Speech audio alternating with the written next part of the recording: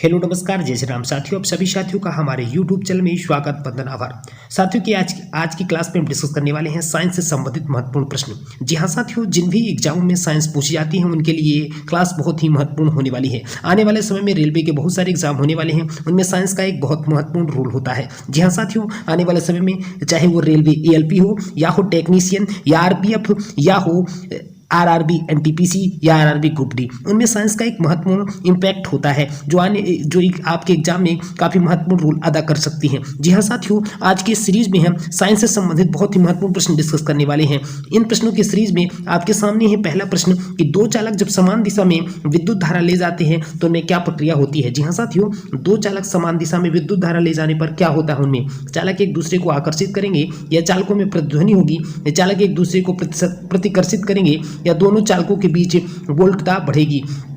साथियों हमारे सामने ये प्रश्न है, दो चालक जब समान दिशा में विद्युत धारा ले जाने पर क्या करते हैं, चालक एक दूसरे को प्रतिकर्षित करते हैं। क्या करते हैं, प्रतिकर्षित करते हैं। ऑप्शन इसका राइट आंसर हो जाएगा। अगले प्रश्न की तरफ चलते हैं। अगला प्रश्न क्या दिया हुआ है साथियों कि 10 न्यूटन का एक, जी हाँ, इसको थोड़ा सा बढ़िया तरीके से बना लेते हैं जिससे आपको क्लियरली समझ में आए और मैं समझा पाऊँ कि प्रश्न कहना क्या चाहता है। जी हाँ साथियों, आपके सामने है प्रश्न क्या कह रहा है कि 10 न्यूटन का एक क्षैतिज बल 5 किलोग्राम की वस्तु को बल की दिशा में 2 मीटर की दूरी तक विस्थापित कर देता है, तो बल द्वारा किया गया कार्य क्या है। जी हाँ साथियों, क्या यहाँ पे कह रहा है कि 10 न्यूटन का एक क्षैतिज बल 5 किलोग्राम की एक वस्तु को बल की दिशा में 2 मीटर की दूरी तक विस्थापित कर देता है, तो बल द्वारा किया गया कार्य। तो कार्य बराबर क्या हो जाता है, वर्क इक्वल टू क्या होता है साथियों, वस्तु कितना बल गुणे दूरी क्या हो जाएगा साथियों, बल गुणे दूरी हो जाएगा। बल कितना लगाया जा रहा है साथियों, 10 न्यूटन का बल लगाया जा रहा है। दूरी कितनी ट्रेवल कर रही है, तो 2, तो आंसर कितना होगा 20, तो 20 जूल इसका आंसर हो जाएगा। ऑप्शन ए इसका राइट आंसर हो जाएगा। ठीक है, क्लियर। अगले प्रश्न की तरफ चलते हैं। अगला प्रश्न क्या हो जाएगा, जहाजों की गति में वृद्धि। जी हाँ साथियों, हमारा प्रश्न क्या कहता है, जहाजों की गति में वृद्धि पर आधारित है। जी हाँ, देखिएगा, जहाजों की गति में वृद्धि पर आधारित है। कौन सा प्रिंसिपल कार्य करता है, आर्किमिडीज का सिद्धांत या फैराडे का नियम या फ्लेमिंग का राइट हैंड रूल या न्यूटन की गति का दूसरा नियम। तो साथियों ध्यान रखिएगा, जो जहाजों की गति में वृद्धि होती है वह आर्किमिडीज के प्रिंसिपल पर आधारित होती है या कहें हम आर्किमिडीज के सिद्धांत पर आधारित होती है। ठीक है, अगले प्रश्न की तरफ चलते हैं। अगला प्रश्न क्या हो जाएगा, जलों की बूंदों से होकर इंद्रधनुष जो बनता है वह किस पर आधारित होता है। जी हाँ, जल की बूंदों से होकर इंद्रधनुष बनता है। प्रकाश का प्रतिबिंबन या प्रकाश का अपवर्तन या प्रकाश का प्रतिबिंबन एवं अपवर्तन या प्रकाश का प्रसार। तो जल की बूंदों से जो इंद्रधनुष का निर्माण होता है वह प्रकाश के प्रतिबिंब और अपवर्तन के कारण बनता है। ठीक है, ऑप्शन सी इसका राइट आंसर हो जाएगा। अगले प्रश्न की तरफ चलते हैं। अगला प्रश्न क्या है, एक वस्तु पर लगाए गए गुरुत्वाकर्षण बल को क्या कहा जाता है। जी हाँ साथियों, हमारा प्रश्न क्या है, एक वस्तु पर लगाए गए गुरुत्वाकर्षण बल को क्या कहा जाता है, तनाव, जड़ता या वजन या काम। तो एक वस्तु पर लगाए गए गुरुत्वाकर्षण बल को हम क्या कहते हैं, वजन कहते हैं। क्या कहते हैं, वजन। ऑप्शन सी इसका राइट आंसर हो जाएगा। अगले प्रश्न की तरफ चलते हैं। अगला प्रश्न क्या है, रोशनी के लिए, थोड़ा सा प्रश्न को बढ़िया तरीके से कर लेते हैं जिससे आपको क्लियरली बढ़िया से विजुअल हो।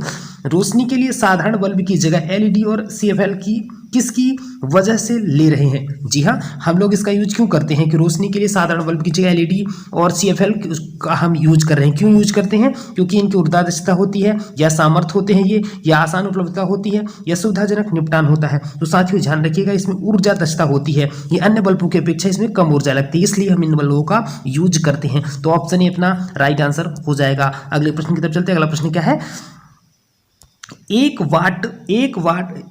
वाट। जी हाँ, प्रश्न क्या है, 100 वाट के लैंप से निर्गत प्रकाश 15 ल्यूमन प्रति वाट है, इसकी ज्योति तीव्रता क्या है। जी हाँ साथियों, हमारा प्रश्न क्या है, 100 वाट के लैंप से निर्गत प्रकाश 15 ल्यूमेन प्रति वाट है, इसकी ज्योति तीव्रता क्या है। तो ऑप्शन ए है 120 कैंडल, ऑप्शन बी है 122 कैंडल, ऑप्शन सी है 123 कैंडल, ऑप्शन डी है 118 कैंडल।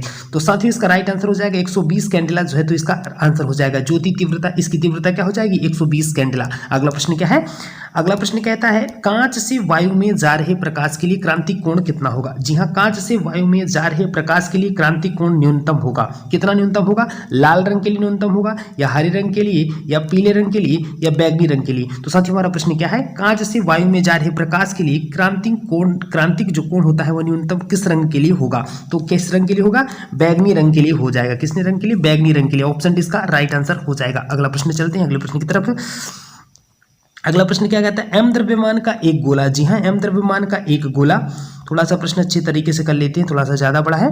क्या प्रश्न कहता है, m द्रव्यमान का एक गोला जिसका इसके गुरुत्व केंद्र के परितः जड़त्व आघूर्ण I है, एक ढलान पर बिना रपटे हुए लुढ़कता है, इसकी गतिज ऊर्जा क्या होगी। फिर से साथियों हमारा प्रश्न क्या कहता है, m द्रव्यमान का एक गोला जिसका इसके गुरुत्व केंद्र के परितः जड़त्व आघूर्ण I है, एक ढलान तल पर बिना रपटे हुए लुढ़कता है, इसकी गतिज ऊर्जा क्या होगी। जी हाँ, ऑप्शन ए है 1/2 इंटू I/W² या 1/2 mv² या 1/2 I/W² 1/2 I/W² या 1/2 प्लस 1/2 mv² या IW प्लस mv। तो साथियों m द्रव्यमान का जो एक गोला होता है उसके गुरुत्व केंद्र के परितः यदि जड़त्व आघूर्ण I है और यदि उसको स्वतंत्र अवस्था में लुढ़का दिया जाए, एक ढलान पर तल पर बिना रपटे हुए लुढ़का दिया जाए, तो इसकी जो गतिज ऊर्जा होगी, तो आंसर क्या हो जाएगा 1/2 इंटू I/W²। ठीक है, ऑप्शन ए इसका राइट आंसर हो जाएगा। अगले प्रश्न की तरफ चलते हैं। अगला प्रश्न क्या हो जाएगा, अगला प्रश्न है चुंबकीय जो फ्लक्स होता है उसका एसआई मात्रक क्या होता है। जी हाँ साथियों, प्रश्न हमारा क्या है,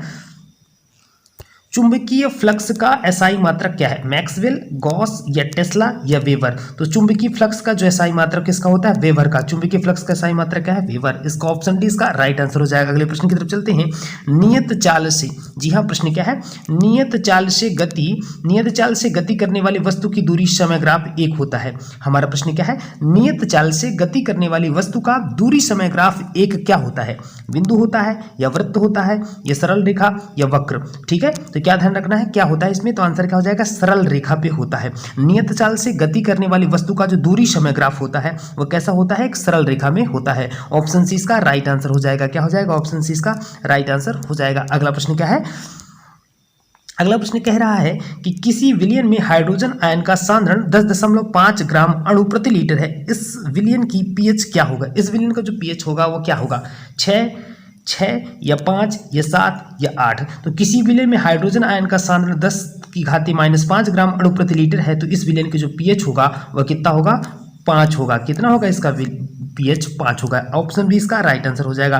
डाल्टन का सिद्धांत आधारित है, जी हाँ साथियों, जो डाल्टन का सिद्धांत होता है किस पर आधारित है, रासायनिक संयोजन के नियम पर या नियत अनुपात के नियम पर या द्रव्यमान संरक्षण के नियम पर या ऊर्जा संरक्षण के नियम पर। तो जो डाल्टन का सिद्धांत होता है वह रासायनिक संयोजन के नियम पर आधारित होता है। ऑप्शन इसका राइट आंसर हो जाएगा। अगला प्रश्न क्या है साथियों, ऑप्टिकल जो कैरेक्टर रीडर होता है जिसको हम ओसीआर बोलते हैं, ऑप्टिकल कैरेक्टर रीडर ओसीआर किसका एक उदाहरण है, आउटपुट डिवाइस का या इनपुट डिवाइस का या इंटरफेस डिवाइस का या स्टोरेज डिवाइस का। तो आंसर हो जाएगा इनपुट डिवाइस का। ये जो है तो ऑप्टिकल कैरेक्टर जो रीडर होता है वह इनपुट डिवाइस का एक उदाहरण है। अगला प्रश्न क्या है, सोडियम कार्बोनेट का रासायनिक सूत्र क्या है। जी हाँ साथियों, हमारा प्रश्न क्या है, सोडियम कार्बोनेट का रासायनिक सूत्र है Na3CO2 या Na2CO3 या NaCO3 या NaCO2। तो साथियों ध्यान रखिएगा, जो सोडियम कार्बोनेट होता है उसका रासायनिक सूत्र क्या होता है, Na2CO3। ऑप्शन बी इसका राइट आंसर हो जाएगा। ठीक है, अगला प्रश्न क्या है, ईथर एवं बेंजीन पृथक किए जा सकते हैं। जी हाँ साथियों, ईथर एवं बेंजीन पृथक किए जा सकते हैं छनन द्वारा, आचमन द्वारा या ऊर्ध्वपातन द्वारा या कोई नहीं। तो साथियों ध्यान रखिएगा, ईथर एवं जो बेंजीन होते हैं उसको हम आचमन विधि के द्वारा, ऑप्शन बी आचमन विधि के द्वारा इनको हम अलग अलग कर सकते हैं। ऑप्शन बी इसका राइट आंसर हो जाएगा। अगला प्रश्न क्या है, CaH2 में H की संख्या जो होती है, बोले तो हाइड्रोजन की ऑक्सीकरण संख्या क्या होती है, -1 या 1 या 6 -6 या 6। तो साथियों ध्यान रखिएगा, CaH2 में जो H की ऑक्सीकरण संख्या है वो कितनी हो जाएगी, -1 हो जाएगी। क्या हो जाएगी, -1। ऑप्शन इसका ए राइट आंसर हो जाएगा। अगला प्रश्न क्या है, यूरिया जो लिखा हुआ है यहाँ पे साथियों, यूरिया NH2CONH2 का द्रव्यमान संख्या क्या है, 40, 50, 60 या 70। तो साथियों ध्यान रखिएगा, इसका जो है आंसर हो जाएगा 60।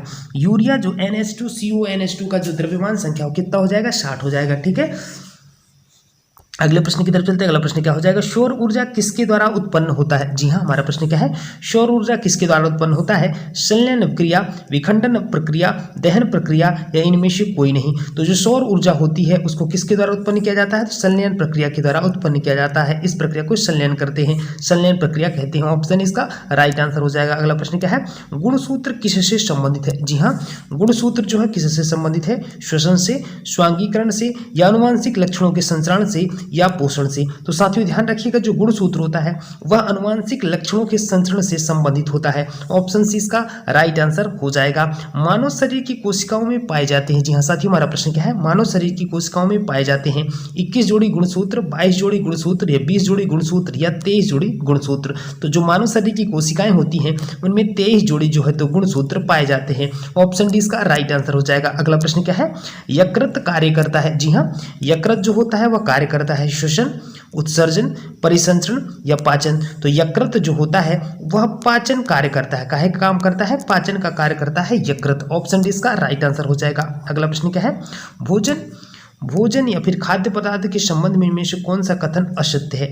यह एक अजैविक पदार्थ है, या यह है कि रासायनिक क्रियाएं देता है, यह एक जैविक पदार्थ है, या हम कहें यह हमें ऊर्जा प्रदान करता है। तो साथियों ध्यान रखिएगा जो भोजन या खाद्य पदार्थ के संबंध में इनमें से कौन सा कथन असत्य है। तो असत्य कौन सा हो जाएगा कि यह एक अजैविक पदार्थ, यह असत्य है। बाकी यह एक रासायनिक क्रियाएं हैं, बिल्कुल सही है। यह एक जैविक पदार्थ है, बिल्कुल सही है। यह हमें ऊर्जा देता है, बिल्कुल सही है। लेकिन यह एक अजैविक पदार्थ है, यह गलत है। ठीक है, तो इसमें हमसे असत्य पूछा इसलिए ऑप्शन इसका राइट आंसर हो जाएगा। अगला प्रश्न क्या है, तना काट आमतौर से किसके प्रवर्धन के लिए प्रयोग किया जाता है। जी हाँ साथियों तना काट जो होता है वो आमतौर पर किसके प्रवर्धन के लिए प्रयोग किया जाता है, केले के लिए, गन्ने के लिए या आम के लिए या फिर कपास के लिए। तो साथियों ध्यान रखिएगा जो तना काट आमतौर पर वह गन्ने के लिए प्रयुक्त किया जाता है, किसके लिए, गन्ने के लिए प्रयुक्त किया जाता है। अगला प्रश्न क्या है, जठर ग्रंथियों द्वारा स्रावित हाइड्रोक्लोरिक जो अम्ल होता है, जठर ग्रंथियों द्वारा स्रावित हाइड्रोक्लोरिक अम्ल एंजाइम की क्रिया को आसान कर देता है। कौन सी एंजाइम की क्रिया को आसान कर देता है, पेप्सिन, एमाइलेज, लाइपेज या ट्रिप्सिन। तो हमारा प्रश्न क्या है साथियों एक बार और, जो जठर ग्रंथियों द्वारा स्रावित हाइड्रोक्लोरिक जो अम्ल होता है, हाइड्रोक्लोरिक अम्ल, वो पेप्सिन एंजाइम की क्रिया को आसान कर देता है।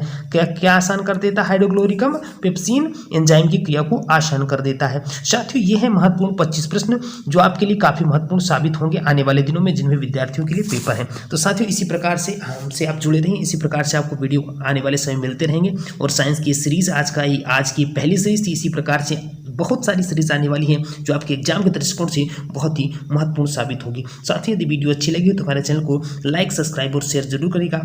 Thanks for watching this video. जय जय श्री राम।